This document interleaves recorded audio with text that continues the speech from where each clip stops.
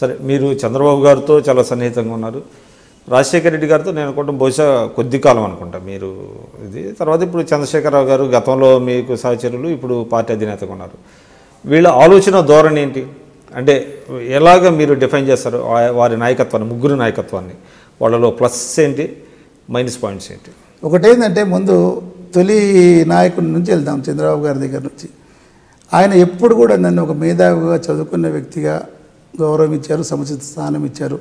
కాకపోతే అంటే ఎప్పుడైతే అంటే స్పీకర్ పదవి అయితే డెఫినెట్గా ఇందాక చెప్పినట్టు నాకు అన్యాయమే జరిగింది, దాంట్లో డౌట్ ఏం లేదు.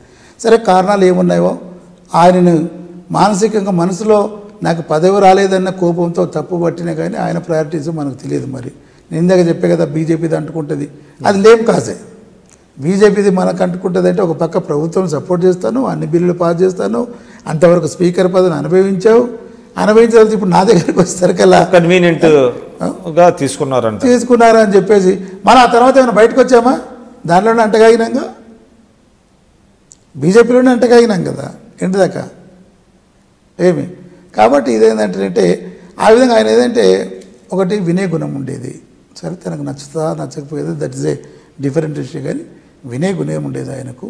అమలు పరిచే విధంగా నేను ఇందాక చెప్పినట్టు మనం చెప్పింది ఆయనకు నచ్చలేదనుకో, మొత్తం మీద ఏదో విధంగా కన్విన్స్ చేసేసి నచ్చజెప్పాడు. మాకు అప్పుడు అర్థమైపోయేది.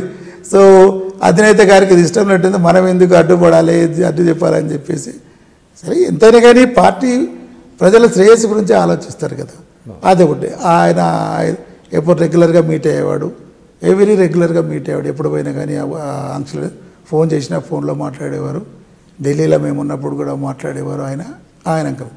ఇక next coming to Rajasekhara Reddy గారు, ఆయన టైం ఎక్కువ వేసి చాలా ఆదరంగా పిలిచేవారు, దగ్గర తీసుకునేవాళ్ళు. ఎమ్మట లేదా ఏదైనా అర్జీ ఇస్తే సెక్రటరీ నుంచి ఆ రోజు అక్కడే పాస్ చేసేవాళ్ళు. దీని మీద అంటే ఎండర్ చేయండి అని చెప్పేసి ఇది డూ ఇట్ అని చెప్పేవారు. సరే, చాలా తక్కువ పీరియడ్ ఆయనతో మేము కలిసి ఉన్నది ఏమి. కాబట్టి ఆయన ఆ టైంలో లేదా సరే, ఒక్కొక్క వ్యక్తి ఒక స్టైల్ ఉంటుంది, ప్రజలు కొద్దిమంది విధంగా ఇది చేస్తూ ఉంటారు. దాని కమిటీ చంద్రశేఖరరావు గారు ఈవెన్ ఒక కొత్త ప్రభుత్వానికి బాధ్యత వేయాల్సి వచ్చింది. ఇక్కడ స్క్రాచ్ నుంచి మొదలుకొని లేదా పూర్తి చేయాల్సిన అవసరం ఉంది. అస్తవ్యస్త పాలనకు గురైన వ్యవస్థ దీంట్లో ఉంది. కాబట్టి ఆయనకి ఏంటంటే ఎక్కువ టైము వాటిని సరిచేసుకోవడానికి అవసరం ఉంటుంది. అది ఇప్పుడు మొన్న వచ్చినప్పుడు అలంపూర్లో వచ్చారు సార్, 9లో ప్రాజెక్ట్ కాలేదు, పేపర్ తొందరగా తీసుకున్నాడు. ఆయన వస్తేనే ఫైనాన్షియల్ క్లియరెన్స్ వచ్చేసింది. ఒక పక్క ప్రభుత్వాన్ని ఎక్కువ టైం కేటాయించవలసిన, ఒక పక్క నేతలు అవసరం మేరకు. ఇప్పుడు అక్కడ పోయేది గంటలు కూర్చొని చిట్చాటింగ్ ఈ ప్రభుత్వానికి టైం ఉండదండి. ఇప్పుడు చంద్రబాబును కూడా చూస్తున్నాం కదా, అక్కడ కూడా విమర్శలు వస్తున్నాయి, మమ్మల్ని కలవట్లేదు, చేయట్లేదు, అది చేయట్లేదు. అక్కడ విమర్శల కన్నా లేదా టైం ముఖ్యం, టైం మేనేజ్మెంట్ ముఖ్యం, గవర్నమెంట్ ప్రయారిటీస్. దాని విడిచిపెట్టి నేను వెళ్ళి గంటలు మాట్లాడతాను, రోజు పోతాను నన్ను కలవాలంటే నేను అనుకుంటున్నా అది ఇస్ నాట్ అప్రోప్రియేట్. అది ఆ విధంగా మనం మాట్లాడాల్సిన అవసరం. సో ముగ్గురికి 3 రకాలైన విశిష్ట లక్షణాలు ఉన్నాయి.